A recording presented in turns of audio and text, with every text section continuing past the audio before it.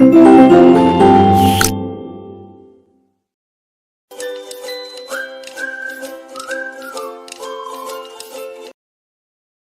morning students, how are you all? I hope you all are fine. So this is your Hindi class. Today we will read chapter number 2 of your Hindi grammar.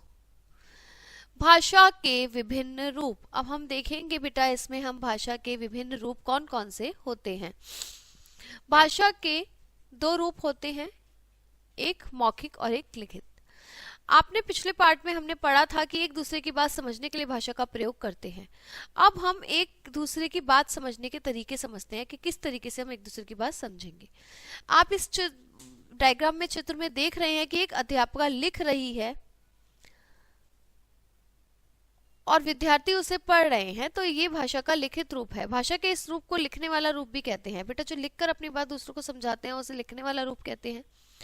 यहाँ पर बच्चा अपने मांग से कुछ मांग रहा है, तो ये मौखिक रूप है हमारा। और नेताजी बोलकर अपनी बात कह रहे हैं, लोग उनकी बात समझ रहे हैं। ठीक है, लोग उनकी बात समझ रहे हैं, नेताजी अपनी बात कह रहे हैं, तो ये हमारा भाषा का मौखिक रूप है। इसे बोलने वाला रूप भी कहते हैं। इस प्रकार लिखना, पढ़ना, बोलना, सुनना भाषा के विभिन्न रूप हैं। ठीक है, तो हम अपने मन की बात दूसरे को समझाते हैं और दूसरे अपने मन की बात हमें समझाते हैं। यही हमारी सब भाषा है।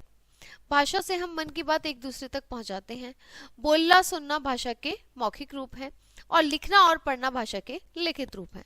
तो कुल मिला के लिखना, पढ़ना, बोलना और सुनना भाषा के विभिन्न विभिन्न रूप हैं, कुछ मौखिक और कुछ लिखित, जो हम देखते हैं और अपने डेली यूज में प्रयोग करते हैं। तो ये बेटा आपके हो गए डिफरेंट फॉर्म्स ऑफ लैंग्वेज, भाषा के विभिन्न रूप हमने पढ़े। ठीक है, तो ये पार्ट भी आपका समाप्त होता है। अब हम आपको मिलते हैं नेक्स्ट चैप्टर में विद अ न्यू कॉन्सेप्ट। तब तक के लिए bye bye, have a nice day students.